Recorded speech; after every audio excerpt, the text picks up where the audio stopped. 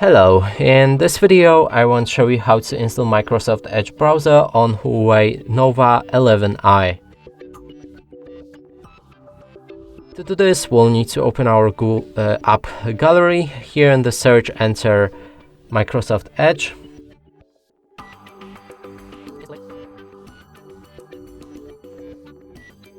When it's ready, click on the open. We can begin the setup, and first thing is to turn on synchronization. You can also skip it by clicking on sign in later.